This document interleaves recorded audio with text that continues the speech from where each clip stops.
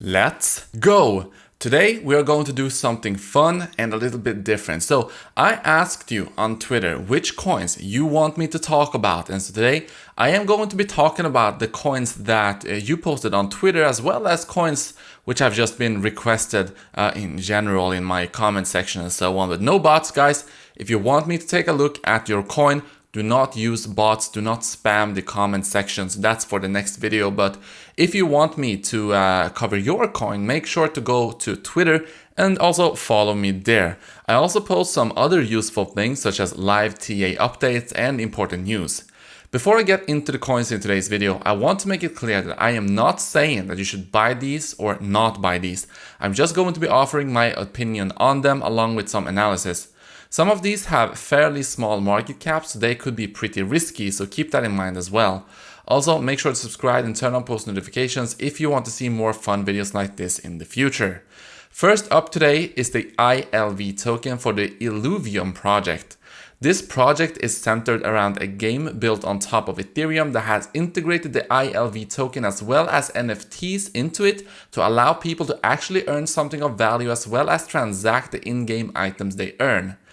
There are a couple of other blockchain-based projects and projects centered around gaming in general currently in existence, and some of them have performed very well.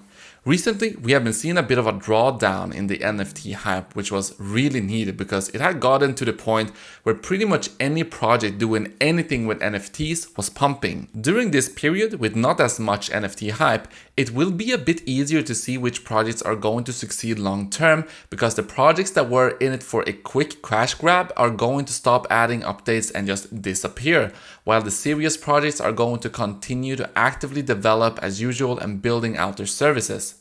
The Illuvium game is an open world RPG where you have to search for and capture creatures called Illuvials, which can then be upgraded and used in ranked competitions against other players.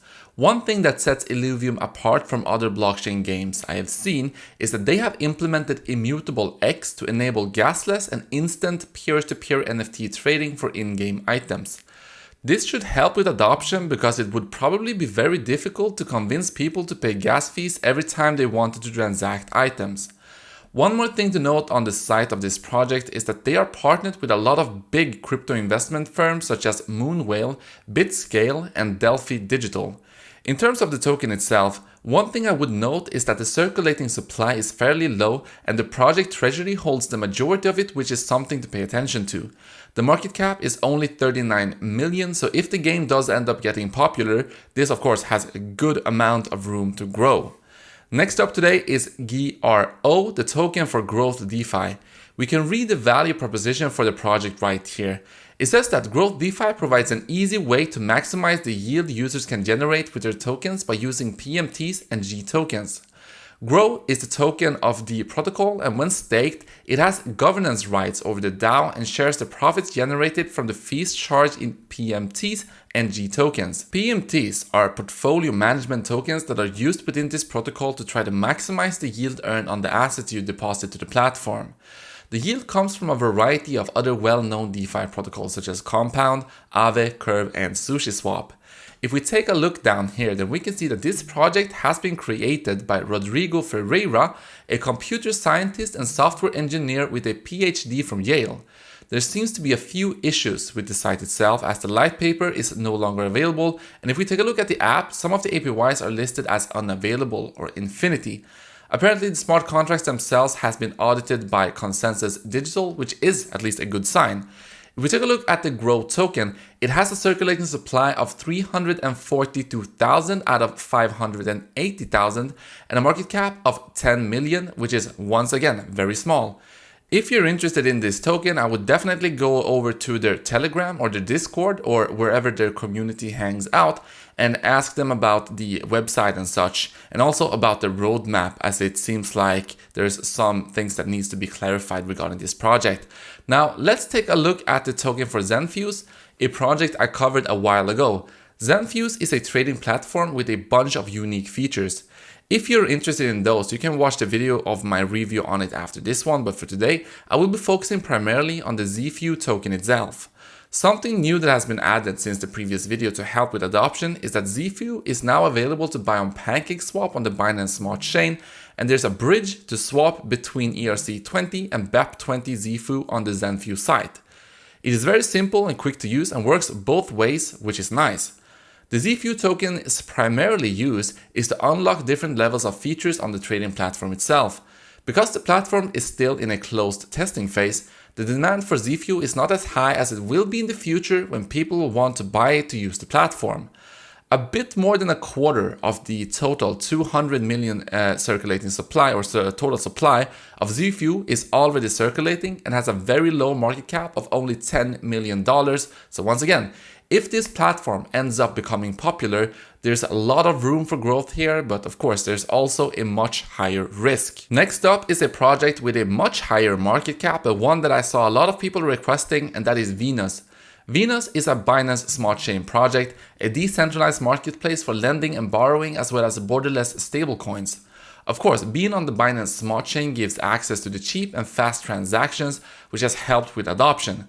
If we open up the actual Venus app, we can take a look at the APYs that can be earned by supplying different assets to borrowers. As usual, the APYs for stablecoins, specifically USDC, are the highest, as that is what the most people want to borrow.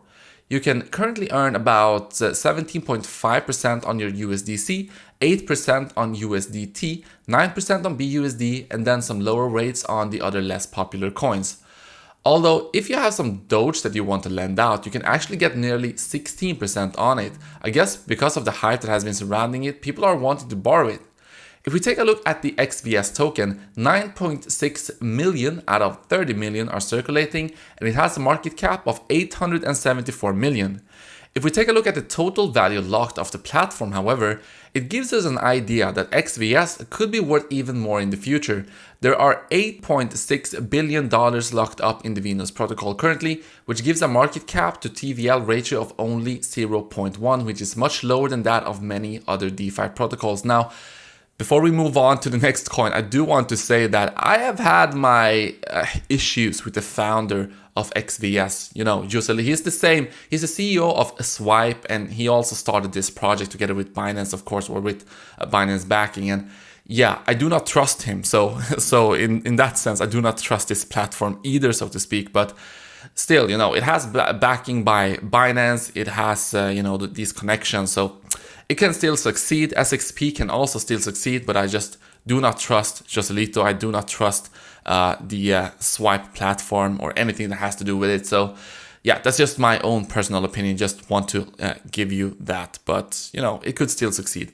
Now let's take a quick look at NFFT, a fun little community project that basically allows anyone to buy blocks right here and fill them however they want to.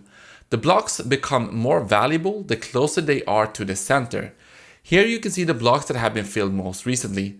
There's not actually an ERC20 token to go along with this project like with similar projects. Instead, they use the approach of making each individual block an NFT that can be purchased and then have an image attached to it, which is then displayed on the site.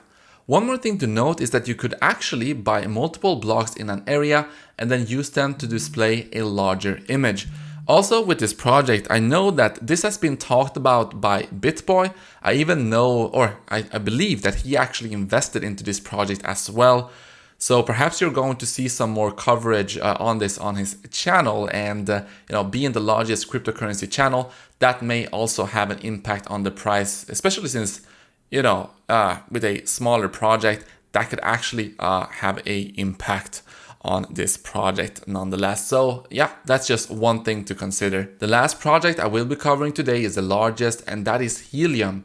Helium's goal is to provide a decentralized wireless network, and it does so through its mining process that is unlike any other kind of mining. Instead of using GPUs or ASIC miners, radio technology is used. You simply deploy the device in your home, office, or somewhere else, and it can provide miles of low-power network coverage in your area, which users can then take advantage of. In return for providing that network coverage, stakers earn HNT. If we take a look at the coverage map, we can see that there are already almost 30,000 hotspots in the Helium network, centered mostly in the US and Europe. Helium has already secured a lot of different partnerships with tech companies and tech manufacturers, and is also used by a wide variety of companies along with individuals. Not many real-world crypto projects already have this large of a user base, so this is pretty impressive.